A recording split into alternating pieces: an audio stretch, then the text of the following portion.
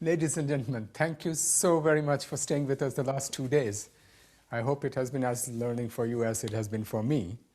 And once again, a very big thank you to our co-host, the Canton of Zug, and the main partner, that is the City of Zug and Glencoe. And, and thanks to the whole SIA team, that was amazing. I just will try to summarize what we did in the last 2 years, or at least what we learned. Staying at home, we had the chance to have this wonderful journey through the landscape of impact investment, and we really crisscrossed the world. We went from Hong Kong to United States, all over Europe, India. So we started this journey in SIA's home base in Zug, where Mrs. Thalmann, or the Minister Thalmann, and Mr. Lemaitre received us with one of the environmentally cleanest cities, where we can see how growth, social well-being, and environmental protection can go hand in hand. After that, we took a short trip to the Democratic Republic of Congo, together with Glencoe, to ask whether industrial and artisanal mining can be aligned with sustainable development. After that, we returned to Geneva, where microlabs had shown us the importance of matchmaking between skill, competence, and capital in order to generate impact. The key is partnership. The highlight of yesterday's summit consisted of our young speakers, students from the International School of Zug and Lucerne, and the Cantonal School of Zug, who, in dialogue with His Serene Highness of Liechtenstein, passionately expressed their opinion on youth engagement. They have emphasized the importance of youth empowerment for a better future. It implies courage and the need to change our consumption behavior immediately. We then moved on to a trip to the United Kingdom, where a conversation between Bob Wigley and Kylie Taylor took place. We discussed the importance of cross-silo work and stepping out of our comfort zone, such that the SDGs can be reached in a very inclusive way. We stayed in the UK a bit longer to listen to Leo Johnson, view on the current health crisis and the global economy, and how to accelerate out of the hairpin curve we are finding ourselves in. It was an amazing conversation. I hope most of you got it. We finally went up to north, to Norway and Luxembourg, where Elena Kamensitzer of the European Investment Bank and Ida Kreutzer of Norge Finance highlighted the possibility of banks to decarbonize on the one hand, and discussing the challenge of a tax transparency and risk assessment in investment management for green investments. Yesterday's journey ended in Africa, where Els Boerhoff from Goodwill in Netherlands eloquently presented the potential of impact investment in African agriculture to provide food security for the world's most vulnerable population, while still acquiring benefits and return on investment for investors here in the West and everywhere else. Today, we started the day with another exciting trip, this time in the virtual space, where Svetlana Borons presented Chamomile, the platform accelerating the impact investment community worldwide. We then left the virtual space to listen to Petri Kuusisto in Finland, who talked about the new theory of sustainable portfolio, which incorporates future scenario information with the uncertainties and fast-moving changes we face in the world. Looking ahead and integrating externalities is urgently needed. And these externalities at this moment, what became also in the discussion yesterday, is impacting a lot of investment choices and processes.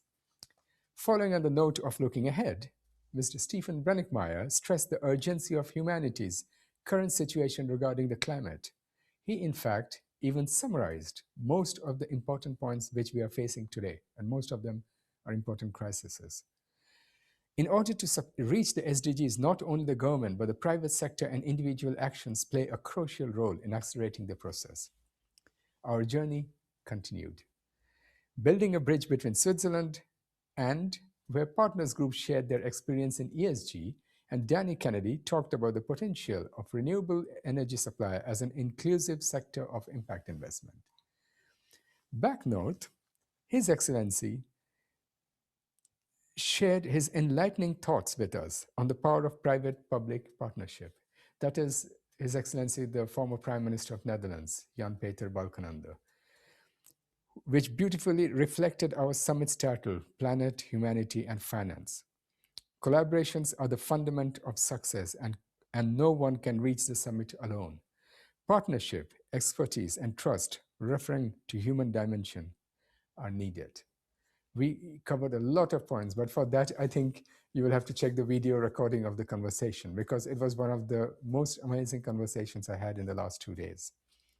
We then took a leap to Hong Kong, where we had the honor to listen to Bernard Chan, presenting China's and Hong Kong's goal in decarbonization, which showed us that even in countries with large population, crises can be overcome and we can re-emerge stronger out of them.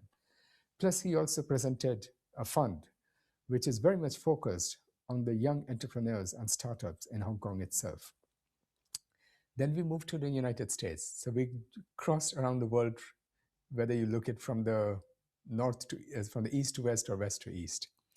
Stephen Hines, the CEO and president of Rockefeller Brothers Fund, remembered us on the important path that set a milestone in the impact investment world.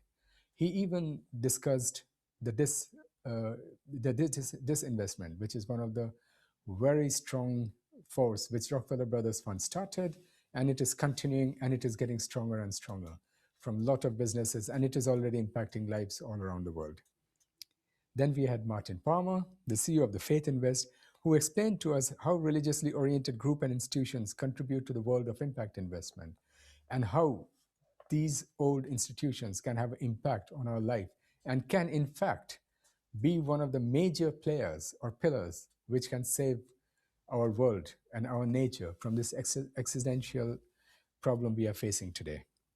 And last of all, we had Sanchi from Avishkar, the fund in India, which started quite small, and today it is 300 million plus. And they're investing not only in India on startups and seed capital in many sectors of impact investment. And they focus mainly on impact investment companies and companies which have impact in their core.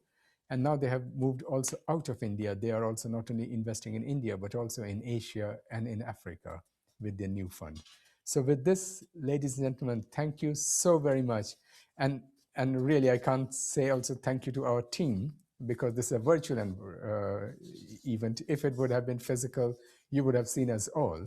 But the two stars of our show today, I really want to name them. That was Delphine Magara and Beza Obombo, who supported and who did everything. Without them today, these 2 days wouldn't have been possible.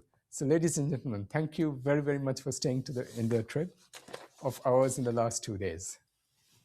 Bye for now. And you will receive all the information and messages from us. Thank you.